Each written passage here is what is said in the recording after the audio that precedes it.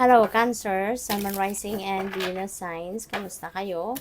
Sana po nasa mabuti kayong kalagayan. Welcome back po sa Star Tarot.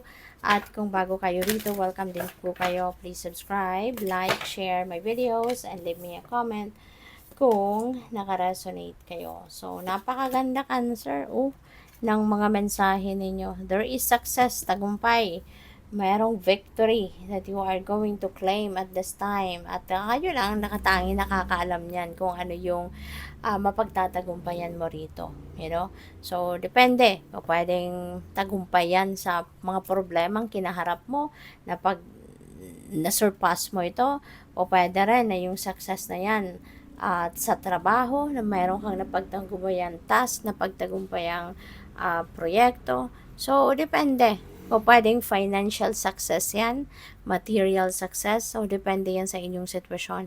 But, regardless kung ano man ang tagumpay na to, kung ano man ang success na yan, na makakamit ninyo, that is going to change the course of your life. This is a life-changing success.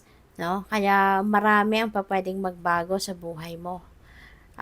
Magkakaroon ito ng domino effect. No? Isang bagay lang, let's say for example, isang area of life, ito, no, na tagumpay na to. Pero ang dami pwedeng baguhin nito sa buhay mo. Ang daming magiging epekto nito sa iba't ibang parte ng buhay mo. And this is going to be a beautiful transformation. Nakikita ninyo, 'di ba? Ang kulay napakaganda, napaka-vibrant, napakagaan ng vibe na nilalabas ng transformation card na 'to. Kaya most likely magiging ganun din ang pakiramdam mo. Magkakaroon ka ng sitwasyon na parang magkakaroon ng overhaul ang buhay ninyo at magiging maayos, maganda, no? Matiwasay na pamumuhay ang magkakaroon kayo. And this is also a time of release. This is a time of parang autumn season ito or fall season, kumbaga. Time for releasing, time for purging, time for letting go of anything, no, or anyone sa buhay ninyo na hindi mo na kailangan. Whatever it is that you don't want in your life anymore. O, tama yan, wag mo nang pigilan. Wag mo nang i-store, no, sa buhay mo yan. Tanggalin mo na. Kung wala naman ang pakinabang ang mga yan, wala din naman ang naidudulot na magandang epekto sa buhay ninyo, release them, let them go. Give a new room sa buhay mo para sa iba. Diba? Para sa mga bagong ganap, no, na papasok sa buhay ninyo. Okay? So, what else? Tignan natin kung anong mga mensahe pa. Maraming salamat for subscribing. And if you haven't subscribed yet, subscribe na kayo. At doon sa mga hindi po nag-skip ng ads, maraming salamat din for your support. And kung gusto po ninyo na mag-join sa membership, just click the join button sa baba ng video. Salamat po. So, we have last quarter moon in Capricorn, leave the past behind. Okay? O pwedeng isa ito sa magbabago, no? Or isa ito sa babaguhin ninyo. Kasi baka recently, kahit tapos na to, kahit nakaraan na, nangyari ng mga bagay na yan sa buhay mo, maaaring binabalik-balikan mo pa rin ito. Maaaring yan ay talagang nandyan pa rin ang bubog sa puso mo, kaya hindi ka hindi ka maka-break away, no, from that, kasi nandiyan pa sa puso mo. Kaya itong panawagan sa inyo, leave the past behind, kasi past is in the past already. That's gone. Wala ka ng power over that. Wala ka nang magagawa dyan. Hindi na yan magbabalik. Hindi na maibabalik sa buhay mo kasi that happened already in the past. So, parang sayang na lang ng oras mo, 'di ba? Kung nandoon pa rin yung isip mo, lagi mo pa rin iniisip yun, lagi mo pa rin naaalala, nire-reminisce, 'di ba? Past should be in the past na. Leave that behind you na so that you can focus on the now. You can focus on what is happening right now. 'Di ba? You can shape your life now, no? Kaya mas dito ka dapat na mag-focus rather than yung mga tapos na. Kasi wala na. It's behind you na. So, release your blocks kasama na ito. 'Di ba? Isa ito sa mga nagiging blockage ninyo kung bakit hindi kayo tuluyang nakakaalagwa pa sa buhay.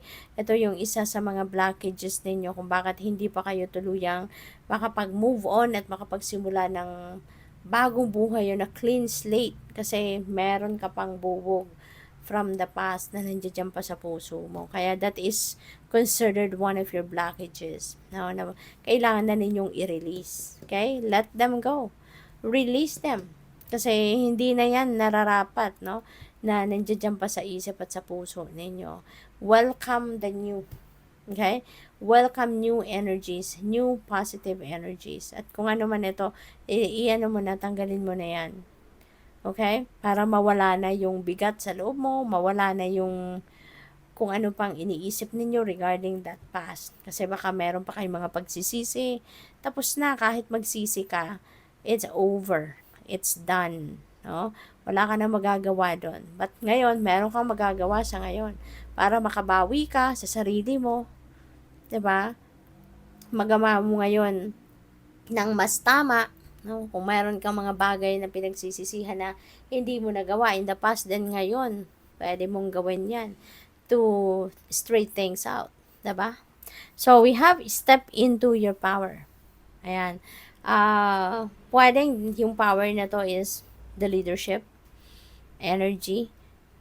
Probably, ang iba sa inyo dito is going to be, a leader, going to be promoted to be a manager, supervisor, mga ganyan, consultant, o pwedeng sa trabaho ito, na mapopromote kayo into a leadership role. Kaya, congrats sa iyo. So, tignan natin kung ano pa ang ganap.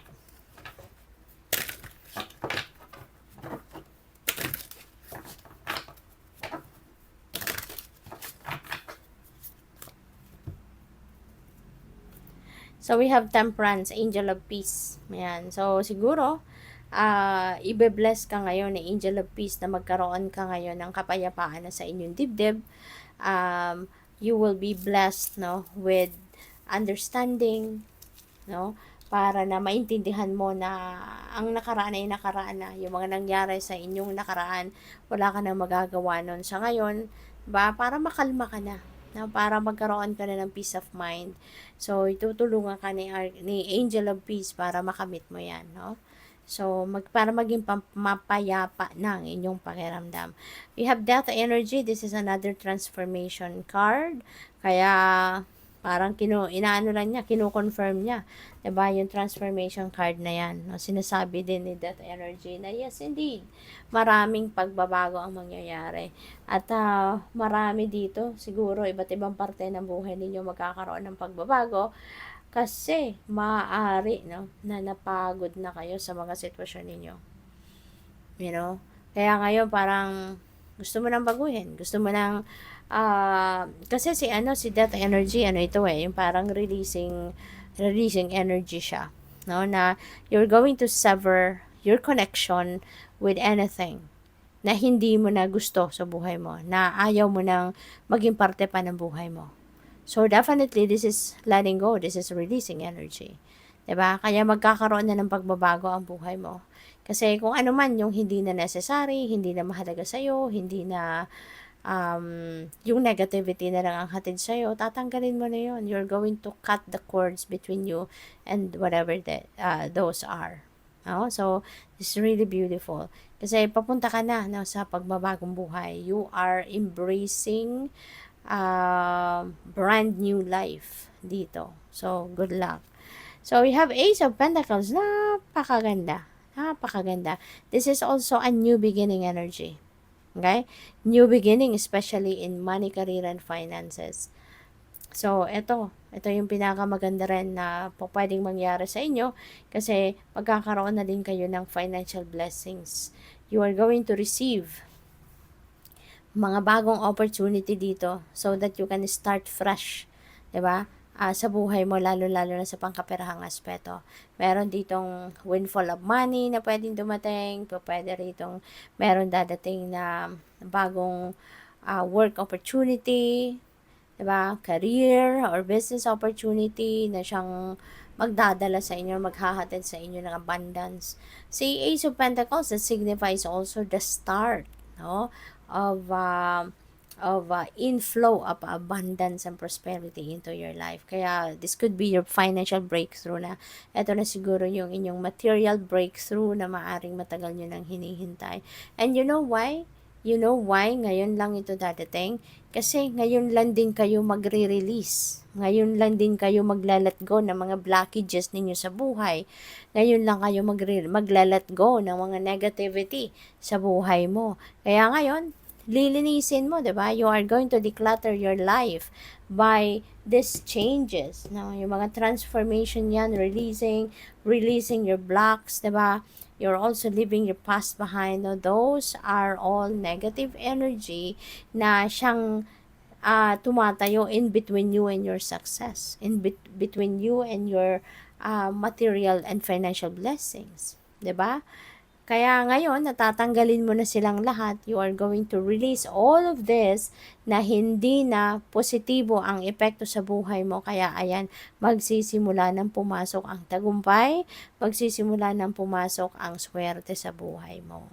So, good luck sa'yo. Thank you for watching. Love and light. Namaste.